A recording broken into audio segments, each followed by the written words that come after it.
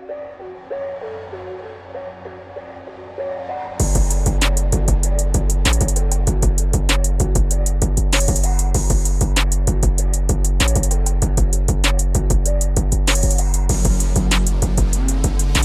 right, everybody. Hey, welcome to Separation Nation.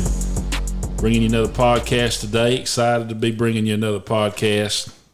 And we're getting it back on schedule around here. So we after taking a little bit of a sabbatical, we brought you 2 episodes, and now we're back in the studio today getting things shot here in the conference room and at our offices here in Valdosta, getting ready to go. And we have with us Mr. Clint Ashley. For those of you that do not know, Clint is the ladies' temptation, the Snapchat sensation, the man that dominates the minds of soccer moms all across the nation, the one and only Clinton Ray Ashley, fresh, born and raised in Ray City, Georgia, and he's here with us. Now, I'm cutting up and joking, but that probably would be if he was a pro wrestler and he's big enough to be one.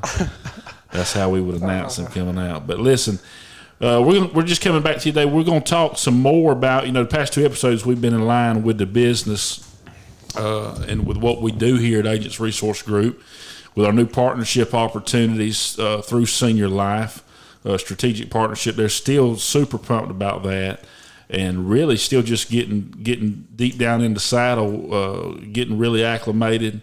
We've really ramped up our recruiting efforts with Senior Life and just continuing to grow, and we're seeing the growth and expansion that's coming from that partnership and are just delighted to be a part of that family. And so this week, what we want to kind of do is highlight from one of our managers. Clint is a vice president with us at Agents Resource Group, has been now for going on 5 years. And one of the top producers, top leaders in our company, manages a team of people. And so we wanted to take an opportunity. John and I have spoke the past 2 episodes about probably more in depth than we ever had before on our podcast about what we do and the opportunity that's available if you're interested in a career opportunity in the final expense life insurance industry. And we've really went in depth with it. And so today, we just want to kind of show you another facet, another aspect. We brought Clint on because last week he led the company, this week, he led the company in sales with over, $7,517.52 in annualized premium. And we'll kind of break that down for some of you that maybe don't understand our industry as we go on here today and kind of let John talk and Clint talk a little bit. But that's a big number.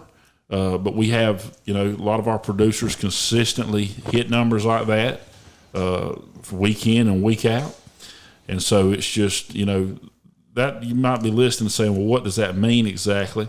I'm going to kind of turn it over to John here a minute to kind of say a little more before we get to talking to Clint. But Clint was a top producer this week, and so we want to bring somebody here that does it week in and week out, that manages a team of people that do that, that's had a successful career in the industry, and kind of let you hear another aspect, another avenue of what we do.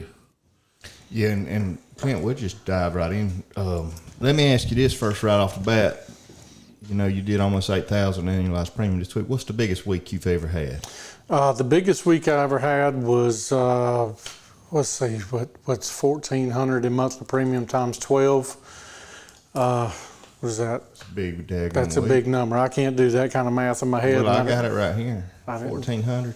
1,400 times 12. So 16,800 biggest week. 16,000 in AP. That's the largest week I ever had. At that time, it was a company record. I remember that. It was a company record. You got, I think you had an appointment setter on that one that week, and you worked 5 or 4? I worked 4 days that week. 4 days that week.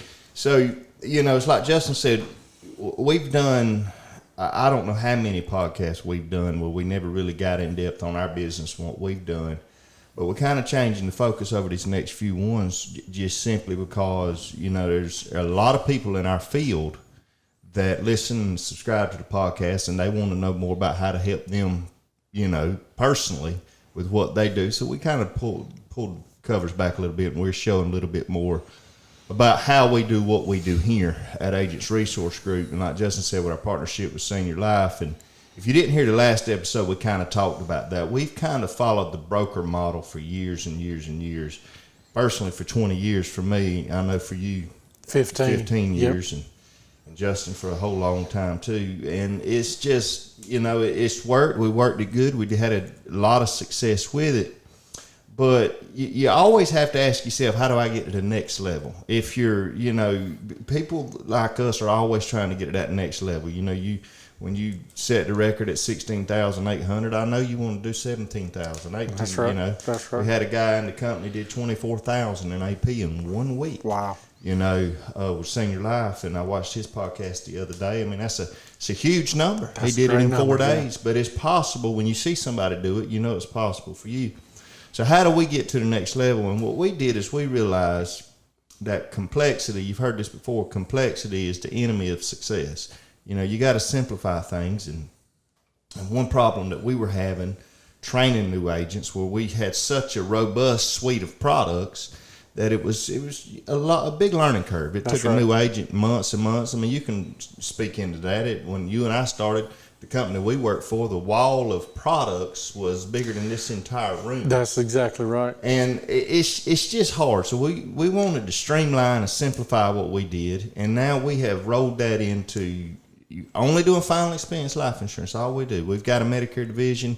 That's a totally different company there with Paramount Benefits Group. But with what we do now, 100% final expense, we've always been that way. That's right. Keeping it lean and mean, getting rich in a niche as our motto. Justin and I learned that in Houston, Texas years ago. Changed our life. We'll quit focusing all this other stuff and just, put the blinders on, got tunnel vision, and decided we were going to be experts and the very best in this field. And that's where we're trying to get to, and still, going after that every day. But we've even done more to strip that down and to streamline that by using one company to do 100% of that final expense business. One company with about how many products? 5, 6 products, from Ultimate Preferred to a Super Preferred to a Guaranteed Issue or Easy Issue product. The Return of Premium Term they have as well. Return of Premium Term. Mm-hmm. So we've got one company with 4, 5, 6 different products, but it's simple. Everything's done on an electronic app on your tablets. The most simplistic way of writing business that I've ever seen. And because we've stripped it down and we've taken a huge, robust system and we've streamlined it and made it so very simple. That's right. Now we can duplicate it over and over and over, quicker and faster and better, and see more people. So let's talk about your week now that we've kind of explained a little bit where we're at and what we're doing. So tell me about how you write $7,800 or $7,500 in a week. Tell me where you was at when you ended the day Monday. At the end of day Monday, I think I was, that was 700. Wait, before you do that, go ahead. Tell me this, what time did you start Monday? What time were you at your first house? I was knocking on my first door at 9:30 a.m. on Monday morning in South Carolina. Okay, so you were I was in Conway, South Carolina. Yeah. You were down the road. I was in Myrtle Beach. Yep, in Myrtle Beach. I actually got up early Monday morning and drove up 6.5 hours, almost 7 if you count the one time I stopped, to get there, to be at my first house. I was somewhere between 9:30, knocking on the door, and I didn't stop. I don't think I got back to the room that evening until probably about 8:30, 9 o'clock. 8:30. Yeah. I remember you rolled in right after I did. Yeah. And so, and that's what I want our listeners to hear and our viewers. I've always said that. Justin's always said that Monday's the most important day of the week. Monday is Monet. There you go. Never miss a Monday. Never miss a Monday. We've said that whether it's you're talking about work or working out, which I didn't work out Monday. but you don't miss it. I mean, that's the most important day, because Monday is the day you build the momentum. That's and exactly if you right. have a good Monday, you'll have a good week. If you don't work Monday, you're probably going to work Friday. You got to make up for it. That's exactly right. It sets the tone for the week, John. When you write business on Monday, I equate it to catching your first fish. And, you guys have grown up fishing like I have here in the South, and I always was told, no matter how small that first fish is, you keep him. Because if you don't, it's bad. So, and you're going to have a worse day. So you start on Monday. I don't care how small that first draft is, that first monthly premium is you write that day, but it always sets the tone for the rest of the week. I've never had a week where I've had a great Monday and had a bad rest of the week. I've had bad Mondays and had bad weeks and ended strong, but I've never started on Monday, wrote business on Monday, and had a bad week. What do you say about people and you've heard this before, you'll laugh about it, but they say, Monday's my day to I get my week prepared, I set my week, I map it out. Monday's my prep day, Friday's my cleanup day, Tuesday, Wednesday, and Thursday is when I make my money. What do you say to that? Be candid and honest. Listen, I think that's don't beat them up too bad, Clint. I think that's the most ridiculous thing that you could that you could do. You're setting yourself up for failure with that, John. You've got to prepare on Sunday, or maybe take Friday afternoon after you've done your busy work and prepare for Monday morning. Get your leads together, map out your route, know where you're going, know what door you're knocking on.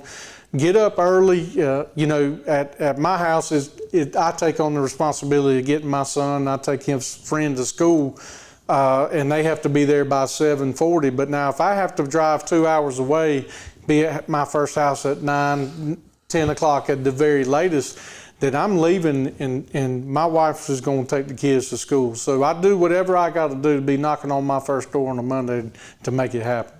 And I know preparation, you just mentioned, plays a huge part in it. It's like the saying, the separation's in the preparation. That's right. When you showed up at that house on Monday morning at 9:30, you knew where you was going. Yes, you know sir. where you was going when you left that house. Tell us a little bit about that process, because I know you guys, you use particular routing systems and whatever on your phone. Tell us about that. I use the apps called Road Warrior, right. And it allows there's a free version. I pay for the version because it allows you to put in more addresses. So you can put your addresses in, you hit optimize, it optimizes the route for you so that you can hit the most number of houses in the quickest time and get in and out and on to the next sale. So I take Sunday evening, I take my list of leads, 20 minimum. Most of the time I'm working 40. How many did you work when you wrote the 7,500 last I week? worked 30. I worked 30 leads. I took 30 leads with me. There were probably about 7 or 8 that I didn't catch home. Right. So, realistically, I'm sitting in front of 20 people in 3 days. So that's good numbers. You take 30 leads, you're sitting in front of 20, then you closed how many it took to close to do 7,500. And we've always said the model for the minimum, you got to work a minimum of 20 leads. Leads drive this business. If you don't have leads, you don't have business. That's exactly right. You're doing the best you can, what you got, but leads drive the business. So if you work 20 leads minimum, like you said, in this week you worked 30 leads. I worked 30 leads last week. I'm sure Justin worked at least 30 leads. The more leads you take, the more money you make. That's exactly right. And so with that, and with that being said, on the 30 leads and everything that you did, we'll get back to what I was saying. Our minimum is 20 leads. That's right. 15 presentations. That's right. Close at least 5 sales. That's if right. 5 deals will net you, it won't net you $7,517 in annualized premium, but it will get you to $3,000 if you can do 5 deals, because your average deal is going to be around $50. Right. You're going to have bigger deals, you're going to have smaller deals, but your average deal is going to be around $50 per house in monthly bank draft. That'll get you to $3,000. That's the model that we use. But now, if you want to pump that model up a little bit, that's right. You want to give it some, Popeye spinach. That's right. What do you do? The more leads you draw, the more you're going to write. It's just a numbers game. The more leads you have in the hand, the more doors you're going to knock. The more leads you take, the more money you make. That's exactly right. That's exactly right. So the way I view it, just to keep it simple, is the more leads I have in my hand, I know that I had to pay for those leads, and I'm going to squeeze every bit of juice out of that berry I can. So I'm going to work hard, I'm going to work fast, I'm going to work efficient. That's the key to this game, working that many leads in that short amount of days, is being efficient. So I'm prepared. Preparation helps with efficiency. I'm prepared. I've got all my supplies with me. I've got all my leads printed and put in my route, and I know where I'm going, I know what I'm doing, and I know what I'm talking about. And moving over to this senior life model, actually having a real product to sell that's going to help seniors in their time of need. Man, I've not been more excited about this business in a very long time since we've made this switch. Well, I mean, it streamlines everything. It makes it more, simple. You don't have to get back into the days when we first started in this business. You didn't have Road Warrior app. You didn't have. I mean, we had maps. you take your big old maps out for whatever 3 towns you're going to work in. You sit there and you look and you figure it all out. Sometimes you couldn't find the address. You had to go by the fire department and ask somebody, how do you get there?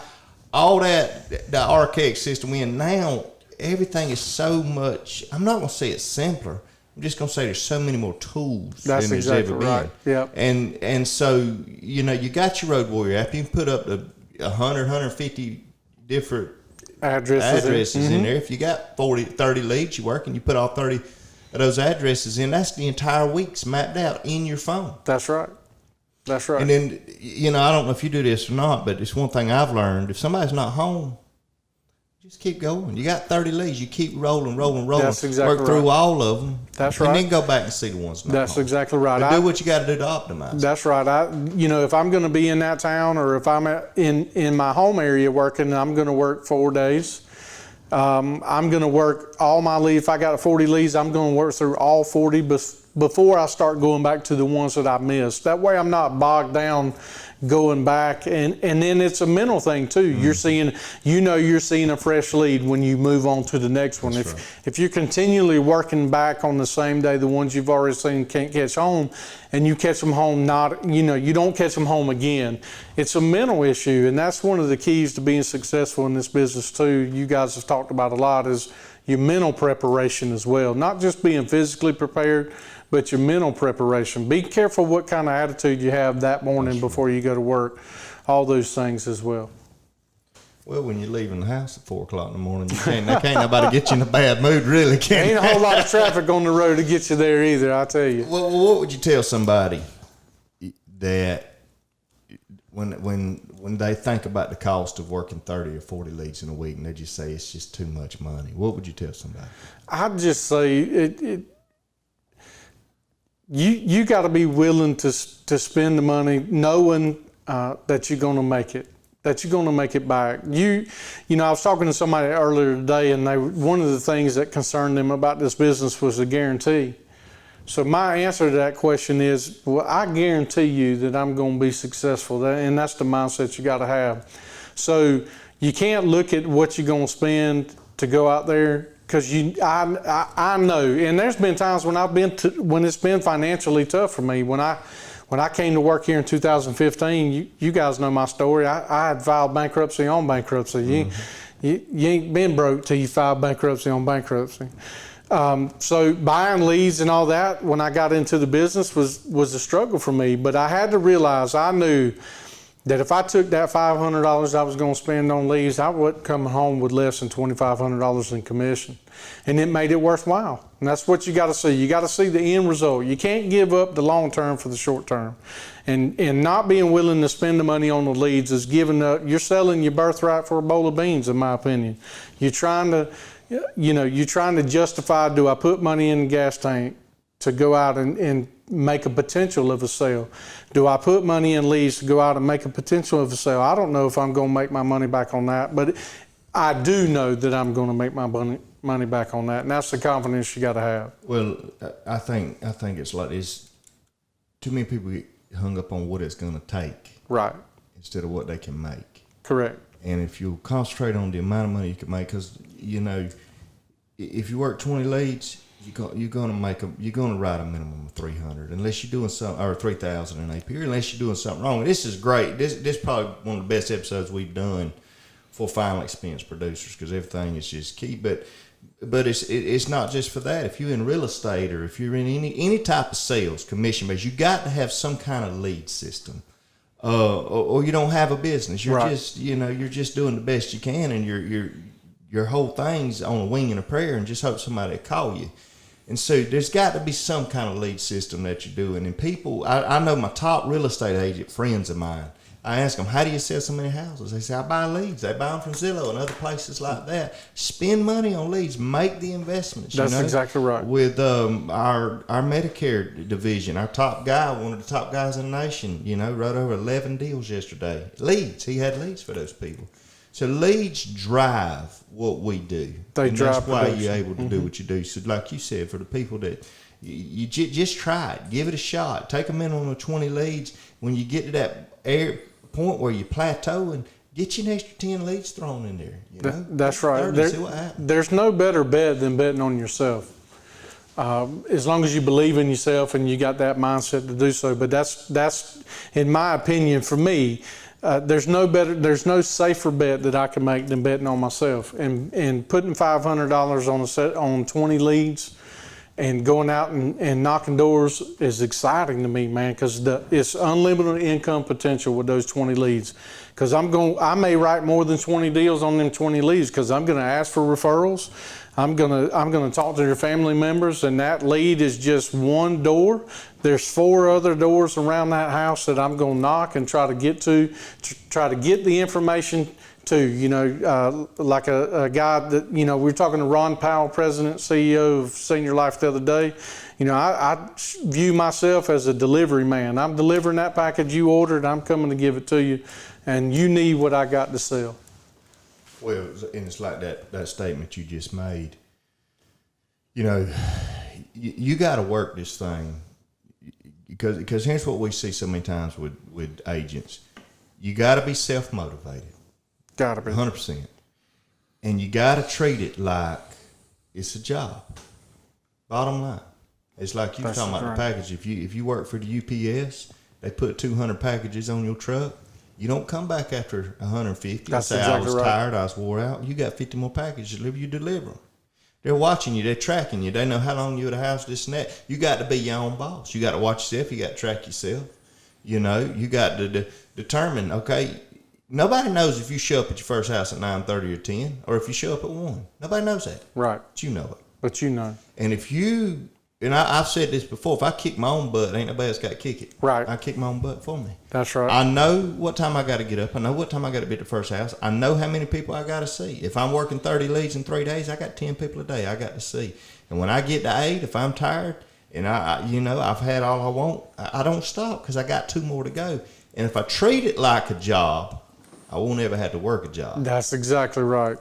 When I got into this business, one of the biggest things that I learned from you guys was goal setting. That's right. And every day when I get in my car and go out to work, and there's the people that wash my car probably wonder what 300 is wrote on my windshield, but that's my minimum that I want to write that day. I take with my greasy finger on that windshield and I write 300, because I keep that goal in front of me, that vision in front of me. And that's what keeps me going from house to house. And it's frustrating sometimes, especially when you're out of town. You know, I'm 6.5, 7 hours away from my family, and here I am knocking doors. Doesn't seem to be anybody home that day. Like all the senior people in Myrtle Beach was at Walmart that day for some reason. They weren't home. I look up, every time I look up, I have to look at the red light that I'm stopped at. I look at it and I see that 300 right on my windshield. And you know what? I got a commitment to myself to reach that goal. That's my goal, and I have a commitment to myself to reach it. And one of the things that when we met this year, and we didn't know how this year was going to unfold, but we had our first quarter meeting, and the theme of that meeting was self-accountability.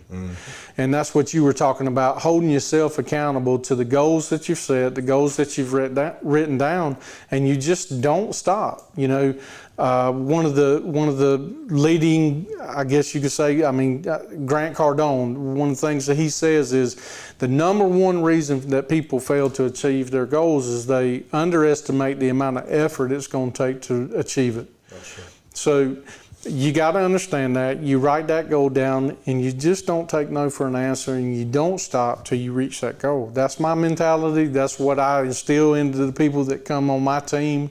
That's what I tell my children. You know, everybody I come in contact with, write down your goal. Don't stop till you achieve it. Well, I think, that's what Justin had talked about in that first quarterly meeting was self-integrity. Yeah, self-integrity. That's right.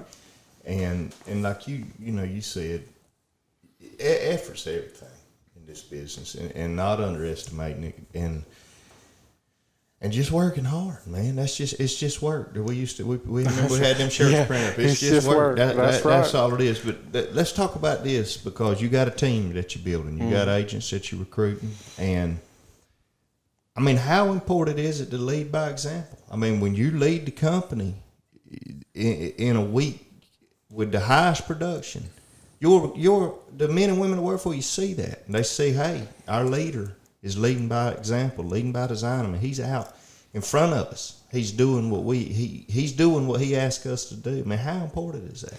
You have to. People aren't going to follow you if you're not doing what you're asking them to do. And that's one of the things that when I bring somebody on my team and I put them in the car with me, and I tell them, look, I'm never going to tell you to do something that I haven't done or I'm not willing to do. So not only am I going to show you how to dig the ditch, but I'm going to get in the ditch and help you dig it with you.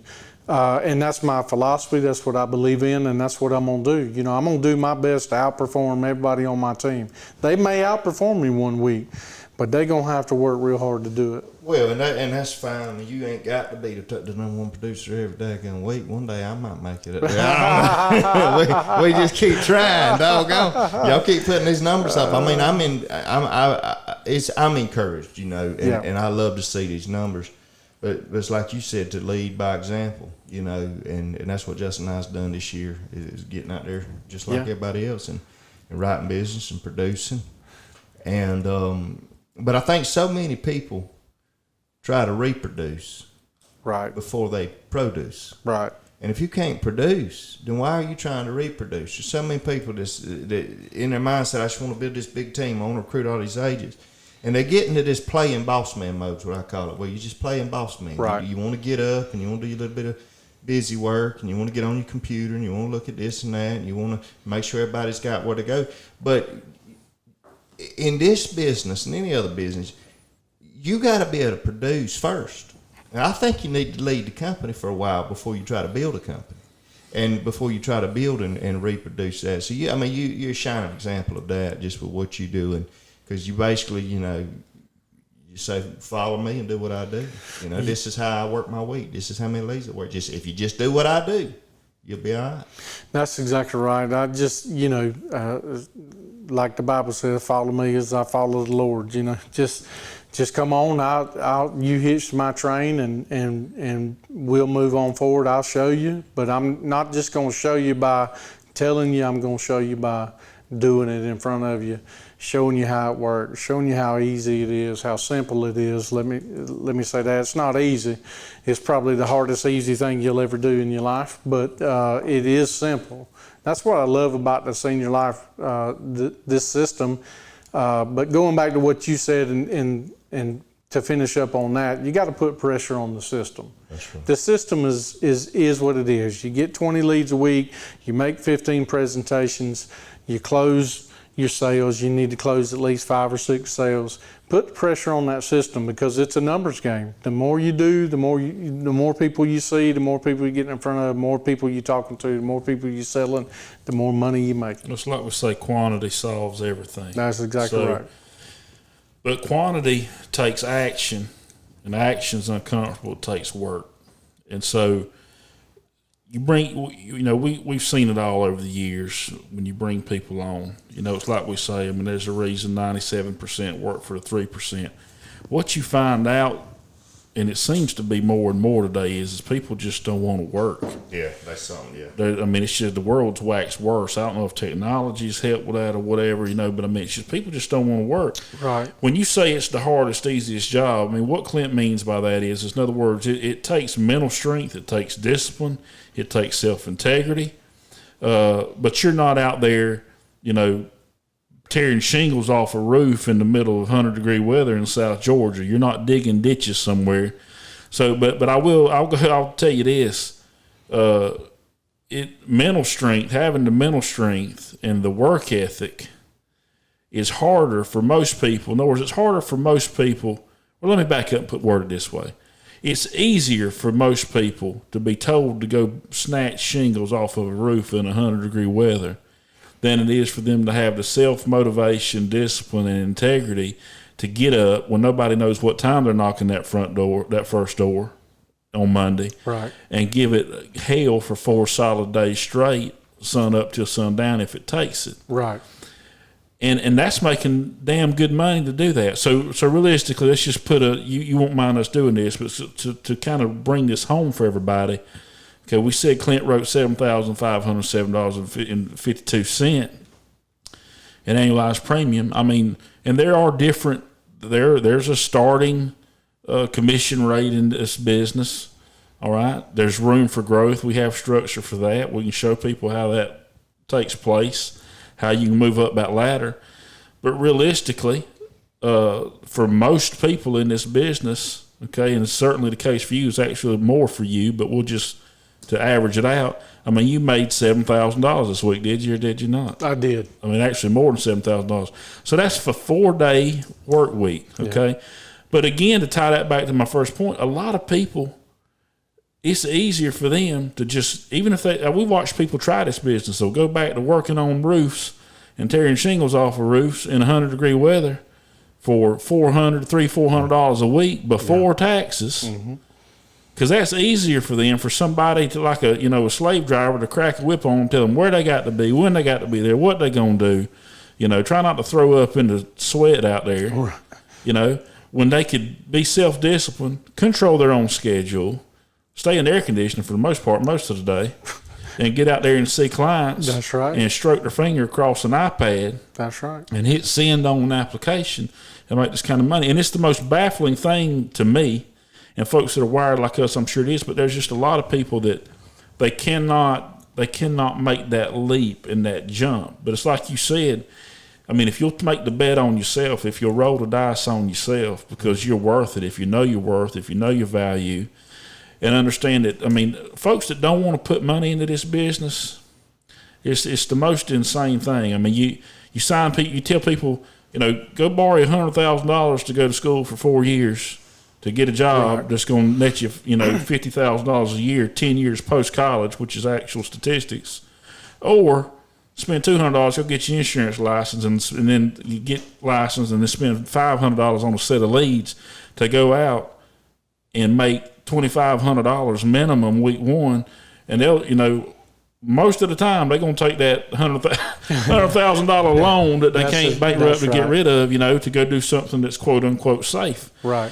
Or another example is, I mean, a lot of folks all day long will spend $400, $500, $600, $1,000 to join some multi-level marketing company to sell some kind of spray that shoots in your mouth, to help with migraines, or some kind of pill, or some kind of vitamins and makeup, some kind of no against fingernails.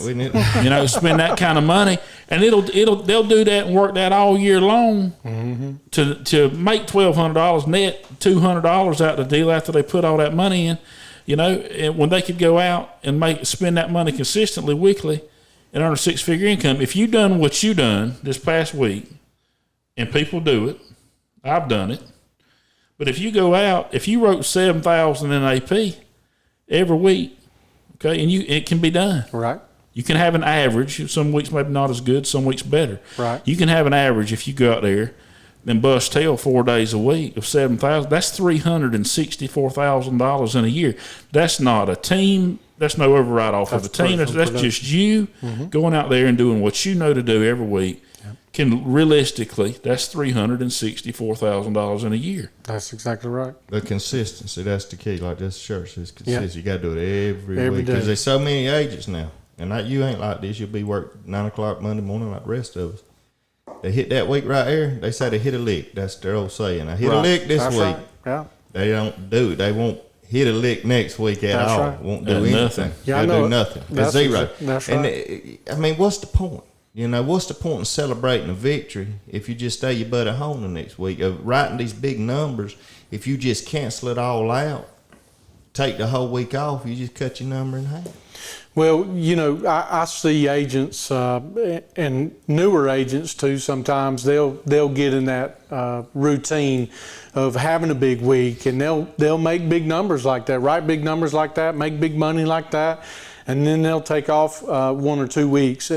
And then when they go to get back in the field, they're struggling for the next 2 or 3 weeks trying to get back in the rhythm. Back in the rhythm and flow. Rhythm and flow and routine of getting out there and seeing the people. And, you know, they forgot how to talk in the house now, and they stumble and they're struggling. And then they come back and they wonder what's going on. You just got to be consistent. You got to be, every day you got to do what others want. Well, when you have a week like this, and this ain't super out of the ordinary for you, but when you have a week like this, and I know one of our agents is gonna say use number one because he's on vacation. We can see if we hear that. but I'm saying when you have a week like this, how much momentum do you have behind you now at this point? Oh man! So when you go back out there Monday, it's like, oh my God, I'm coming off the heels of this thing. That's exactly right. Your head's held a little higher, your chest sticks out a little further.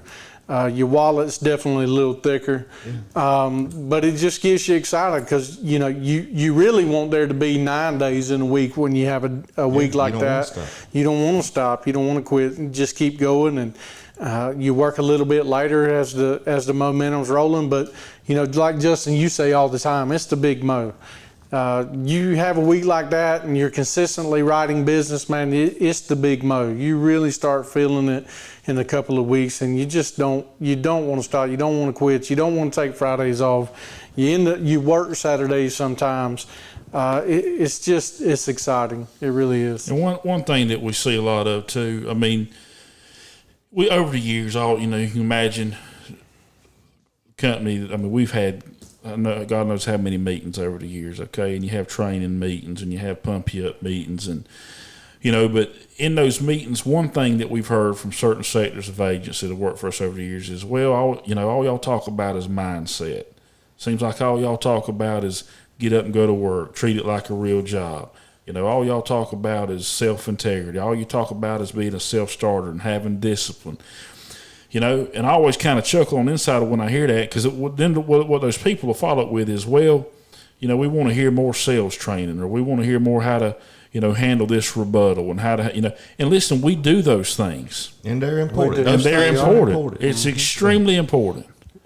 But what you find is the people that get tired of hearing about self-discipline and integrity and going to work is the people that have the biggest problem with that. And what they want you to do is get off of that subject and give them some type of magic 1 + 1 = 2 bullet of what they need to say to help them to do better in the business.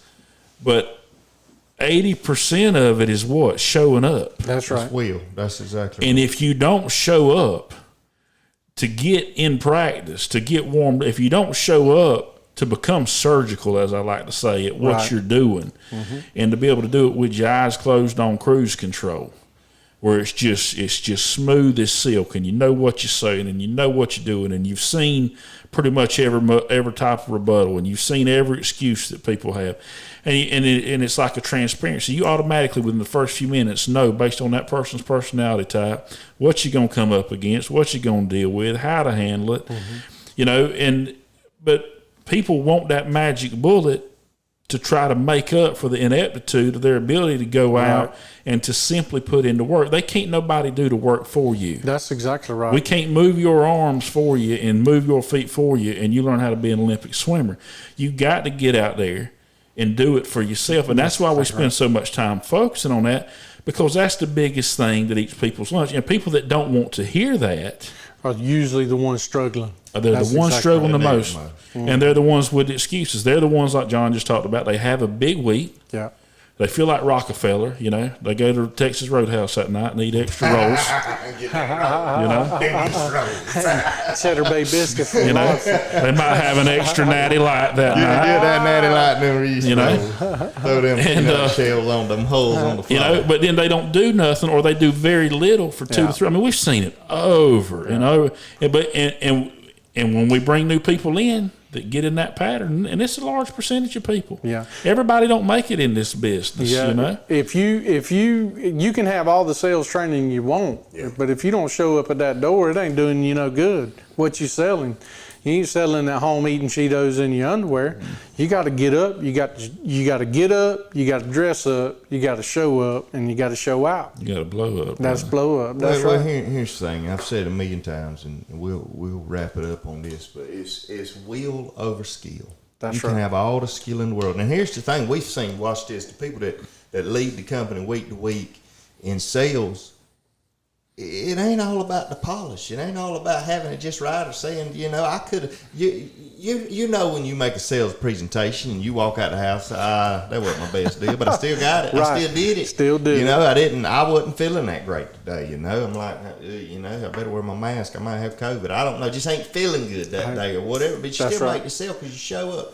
And that's the thing we said over here. If you got the will to win, the skill will take care of itself. All that training and all that, and you need to. There's a million excuses you hear from people that don't want to buy. There's a million objections. You need to know the difference in an excuse and an objection. Right. You need to know how to deal with the objections. You need to learn the rebuttal. But you're gonna learn it, even if you don't do all that training. If you see enough people. Get told no enough, you're going to figure out how to get to that yes. You're going to figure out what you're doing. It's just, like Justin always says, quantity solves everything. You just got to get out there. That's right. You got to do it. And like we got a meeting Friday just to go over sales training, just how to present different, the product different ways, how to deal with certain rebuttals. We'll do some role play and no cookie stuff, but just, all professional. Well, we gonna do all that. We're going to go back and we're going to say, well, what do you say when this person says this? How do you get past that objection? How do you get past this? Because all that's important, but don't none of that matter. That's right. If you don't get your butt up and go to work, if you don't knock the next door. We talked about a guy the other day. He said, I get that. They tell me no, I knock 4 or 5 doors, nobody's home, and I just go sit in my car. You got to get to that next. You got to get to. If it takes 7 no's, that's right, to get to yes, get to yes. The 8th is a yes. And let me ask you this: of all the people you sold last week, how many of them told you no at least once? All of them. All of them. I knew you was going to say that. No means go. They all say no the first time, but you got to keep going past that. I understand. You said no. I understand. Yeah. And when we say, when I say all of them said no, maybe they didn't say no with the actual verbiage coming out of their mouth. They said no in ways like, I want to talk to my kids, or let me think about it, or there's 1,000 different ways that they tell you no. But again, if they tell you no 7 times, that 8th is a yes. Matter of fact, I was training a guy one time, and the gentleman that we were talking to was sitting at the picnic table unrolling a spool of copper wire off a radio transistor.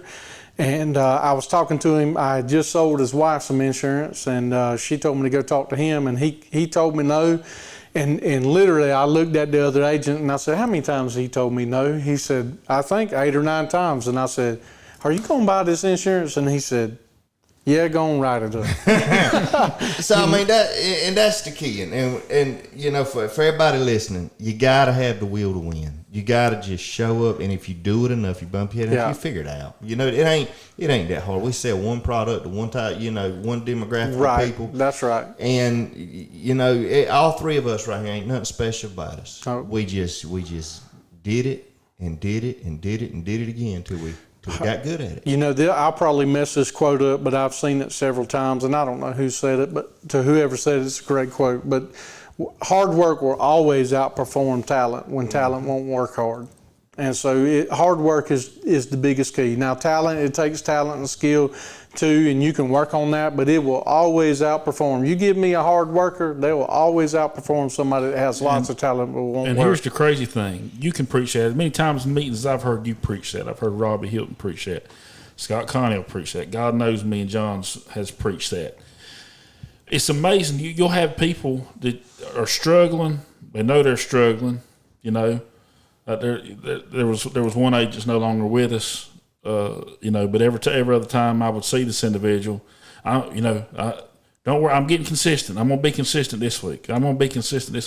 Well, they told me that because every time they seen me, they felt shame because they know I look at the numbers and they know that I know they're not consistent, Mm-hmm. And they want to be consistent in their head, but they don't got the will to go to work. That's right. And the crazy thing about this business is as many people as I've seen, you talk, mentor, and pour into it, and us, you can tell a person this, they can say they want it, but if they don't have, like John said, that will inside of them to do it, if they don't have the strength, because everybody wants what you got, very few want to do what you did to get there. That's exactly right. And if they can't get on your level, they choose to get offended, and they'll leave your company and go somewhere else and do something else. Because what ends up happening is when people hang around and they realize that they're exposed, they know that they've been counseled and told, and they know they went 3 months, 4 months, 5 months, 6 months, maybe even a year on that same up and down roller coaster, never being consistent, never following through.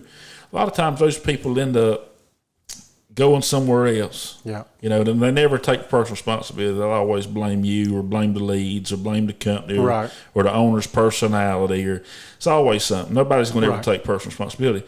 But they end up having to go somewhere else where somebody don't know all that about them, where they can try to live that fake facade again and maybe try to make it work this time, and of course they never do.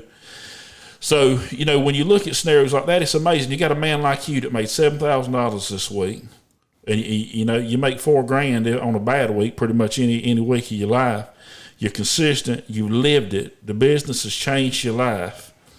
You're not a flash in the pan, as we like to say. You've been here, you've done that, you've established yourself, but you still have people that, as much as you've done that, they're ready to go. They're armed. They know how to go out. They got their leads. They know how to make a sale. But even with all that, they still can't find that will within themselves to move forward. And the fact of the matter is, everybody's not going to find it. Everybody's not going to put in the work. But, on the show today, guys, again, and we're going to bring some more people in the company on, but we got, Clint here with us, somebody that's a pillar in our company, somebody that's a proven concept. It's not an overnight deal, okay? And so, kind of getting ready to end this today, but why don't you, in a nutshell, in, 2 minutes or less, let's just say, you tell us kind of your overall synopsis of this business, how it's changed your life, and why you'd recommend somebody to give a good, long, hard look at this, and what type of person you think would do well in it. I've tried to pick and guess who would make it and be successful in this business, and who wouldn't. And I'm a pretty good judge of character. I like to think I'm a pretty good judge of that. I've had enough time put in. Let me start with, how I got into business, why I got into business, what it's done for me. That alone, I mean, again, I've had my insurance license since 2005, but up until 2015, it just never really clicked for me. Mindset was a big deal. I won't go into too much detail about my mindset, but I remember the day that I told myself that there was more in life than this. I remember I was driving and listen, there's nothing wrong with what I was driving, but at the time I was driving a beat up 1996 Chevrolet extended cab pickup truck. And on the way to a job that paid me a salary plus a little bit of commission, and great people I was working for, but I was barely making ends meet. I'd just come out of my second bankruptcy and enough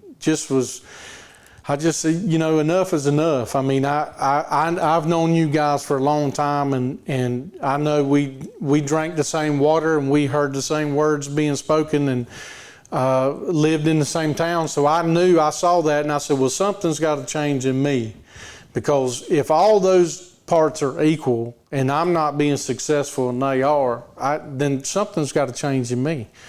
And so I remember saying to myself, driving down Bemis Road here in Valdosta, and I said, there's just that inner voice in me said, there's more for you than this. And so I came to you guys. I think I approached John at church and said, hey, look, I'm interested to get back in the insurance business. You guys sat me down, gave me the opportunity. And I just was riding down the road one day, and I saw this bird in the tree. And not one time did I see that bird, doing its wings like this, worrying about where it was going to get its food from for its family. I watched it. It just flew down to the ground. It picked around and then flew back up to its nest. And that let me know right there that everything that I had need of was already provided for in this earth, and I just had to kick myself in the butt, pull up my bootstraps, tighten them up, and go to work. And that's what it takes. I don't think it takes a certain type of individual anymore.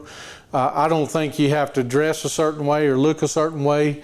Now, I like nice things, and I'm never going to apologize for that, okay? But I don't think you have to have that. You just have to have something in you that wants to be better than where you came from. That's what it takes to be successful in this business. I grew up in Ray City, real small town, South Georgia, raised primarily by my grandparents, in my grandparents' home, and just didn't have a lot. Nothing was handed to me. So there was just something in me that wanted more. And that's what I look for in people. When I bring them on into the industry, you want something more. You want this industry has provided not only great income, but time freedom, man. Just being able to do and go and have. I remember my wife and I, we didn't even want to do Santa Claus with our kids because we were so financially tight. We didn't want our kids going to school and seeing that Santa had bought some other kid a toy that they had put on their Santa list.